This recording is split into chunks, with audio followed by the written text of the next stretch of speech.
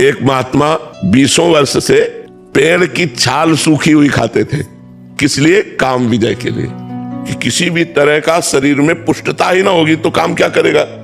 अवस्थी मात्र हुए रहे शरीर, हड्डी हड्डी शरीर में रह गई थी, और तपस्या करते सूखी छाल जो पपड़ी होती है ना वृक्षों की, वो मार पाते थे। और बस कोई भोजन नहीं, कोई पत्ता नहीं, कोई फल नहीं, कुछ नहीं। तो ऐसे हो गए थे।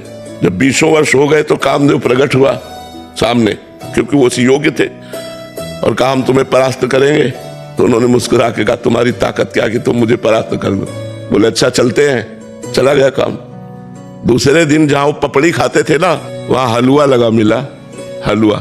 अब उनका दिमाग काम किया कि जंगल में, घोर जंगल में ये बढ़िया सुगंधित घृतयुक्त मिष्ठान, उन्होंने समझा मेरी तपस्या से डरकर प्रकृति मुझे दे रही। तो मुंह मार मार करके जहां जहां पपड़ी खाते थे वहां हलवा लगा मिला, हलवा पाया। 20-25 दिन हुए, थोड़ा खून दौड़ा नस नाड़ियों में। अब एक दिन वो उस अपने टाइम से जाते थे उनका हलवा, तो जो टाइम से गए वहां पाने के लिए, तो देखा एक 16-17 वर्ष की लड़की हलवा लगा रही है। वही तो भयभीत होने का वो नाटक किया। बोले भयभीत मत हो, भयभीत मत हो, शांत रहो, नजदीक आओ। जीव ही देखा तो कमल नयनी सुंदरी नजदीक छम छम करती हुई पायल महाराज की छाती में कुछ होने लगा। महाराज ने कहा कि तुम डर क्यों रही हो, निडर होकर?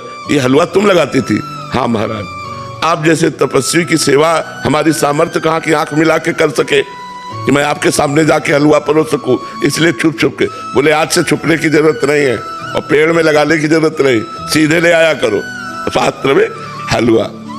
10-5 दिन और हलवा पाया सीधे। अब तो काम वेदना अंदर जागृत हुई। उन्होंने कहा देवी तुम्हारा ब्याह हुआ है? तो उनका नहीं महाराज। तो बोले मेरा भी नहीं हुआ। तो बोले मैं आप जैसे महान तपस्वी को पति रूप में प्राप्त कर सकूं तो मेरा सौभाग्य है। तो उनका फिर बोले एक शर्त है, हमारी माँ जंगल के बाहर रहती है, और उन्होंने कहा पति वही बनेगा जो अपना मुंह काला करवा कर हमें पीठ में बैठाल कर वहां तक ले जाएगा। बोले कर सकता हूं मैं। घुटनों के बल चल करके जब वहां ले गए तो कामदेव खड़ा था और बोला देख तेरी तपस्या को नष्ट नहीं करना चाहता, केवल ये दिखाना चाहता हूं कि घुटनों केवल आया है एक मेरी माया के इशारे से, अगर मैं 5 बार श्रद्धान कर दूं तो तेरे हाल क्या होंगे। तो उन्होंने प्रणाम किया।